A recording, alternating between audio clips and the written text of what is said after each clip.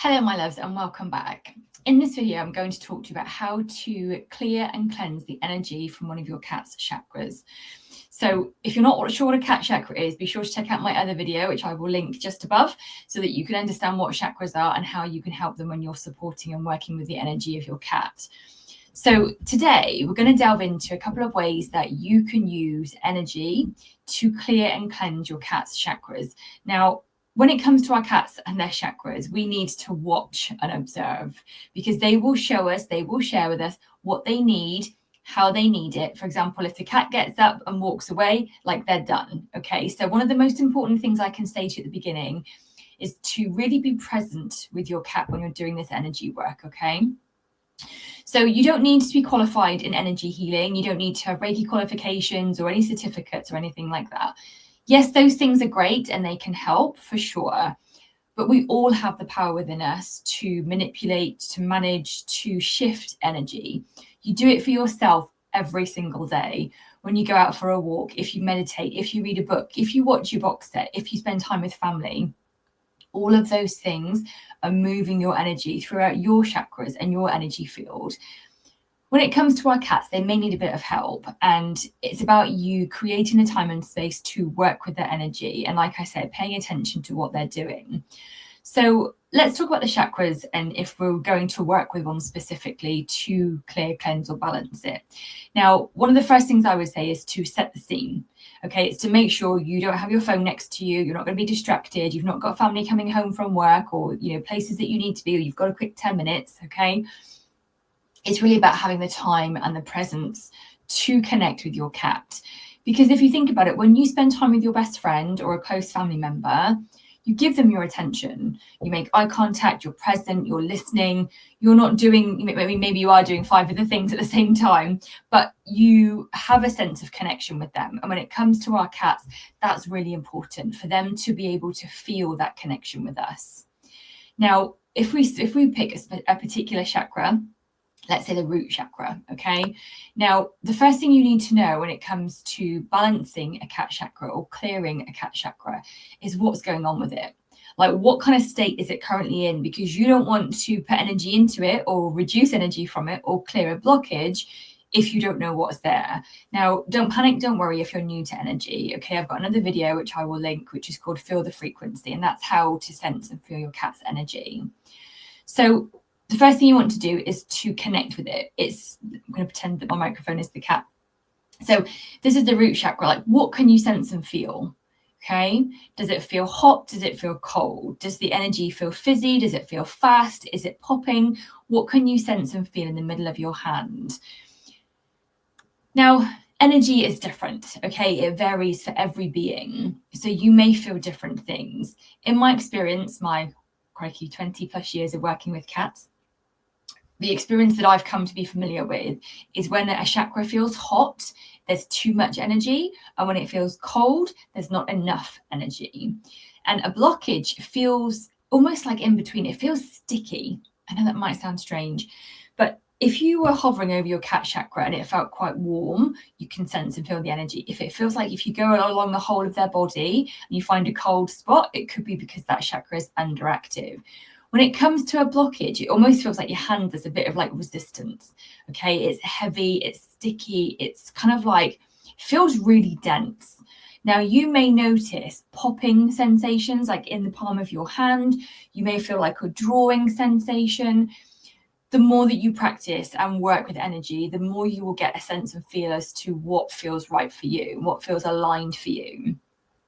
So if we're talking about the root chakra and you are connecting with your cat and you're doing an aura cleanse or you're feeling their frequency and you notice that the root doesn't feel right, you get to choose what you do with it. Now, the first thing to do is ask permission from your cat. Ask them if they're open to you supporting them with their energetic needs. If the cat gets up and walks away, that's a clear no.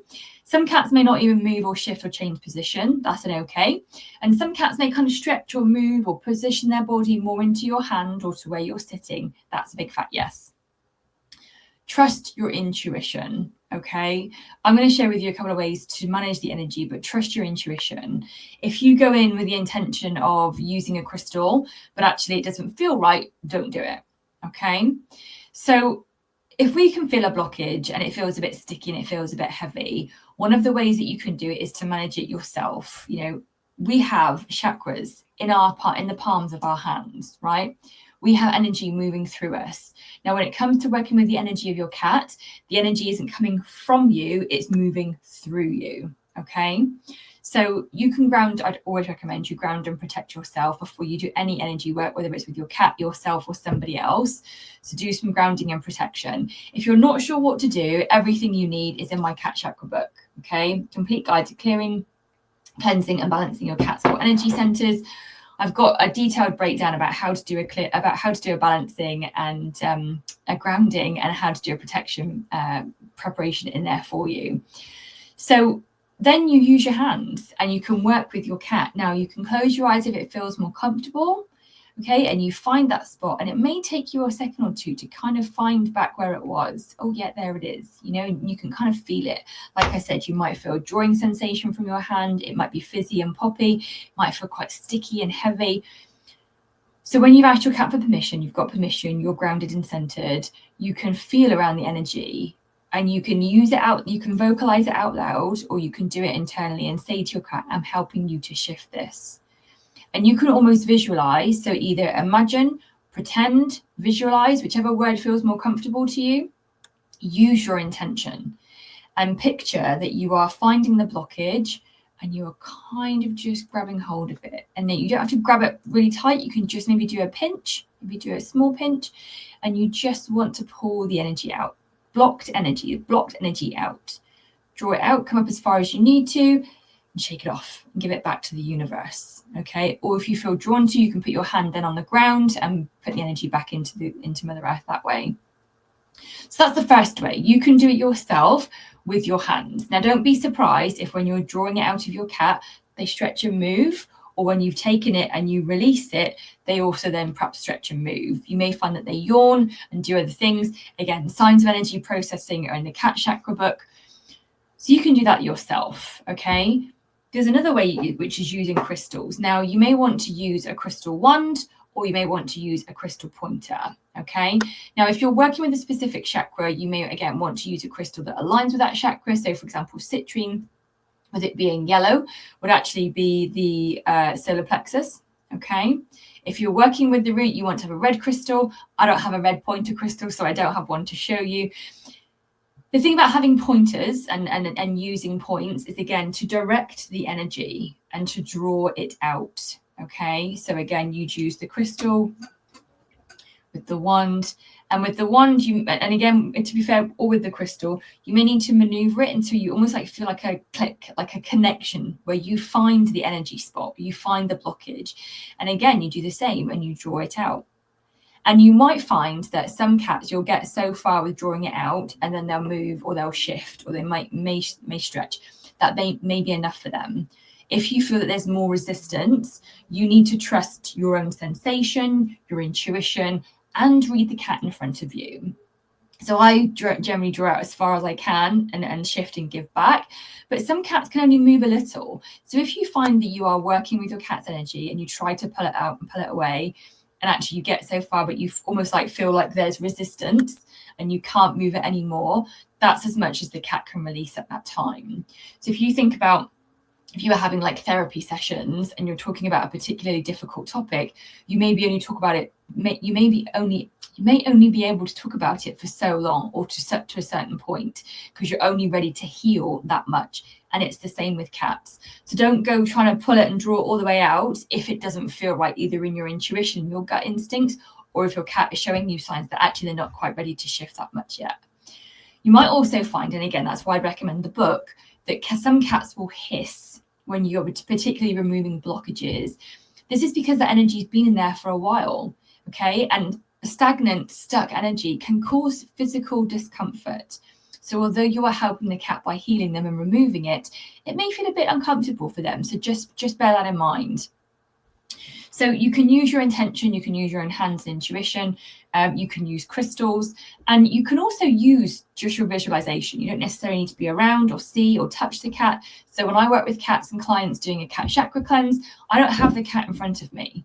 So, we are all connected, and I'm able to use the energetic connection with the cats to remove the blockages. So I'm suggesting to you tools and practical things that you can use, but you don't have to use them. So if you feel drawn to do it in a quiet meditative state and visualize the whole process, go for it and give it a go.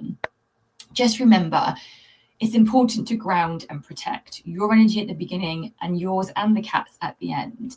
And one point to say is when you are working with a blockage, when you have removed a blockage, it's to make sure that you balance that chakra, okay? And that could be that you bring energy in and you charge the chakra. It could be that you move energy around to charge it up or to reduce it, depending on what the energy feels like. Again, full details are in the cat chakra book, so I'll pop a link below. And I'd actually like to offer you the first chapter for free. So if you don't already have it, click on the link below to get the first chapter so you can see what the book's about. It's split into 2 sections. The first is all about energy. The second is all about the chakras. Each one of the main 7 broken down, how you use them, how you can support them, what you can use to help them, and how it shows up in cats when they're out of balance, things such as aggression or trauma and behavior issues. So like I said, I'll pop the link below. I hope that you've enjoyed this video, and don't forget to subscribe to the Naturally Cats YouTube channel so that you can help your cat with every video. And I look forward to seeing you next time. Thanks for watching. Bye for now.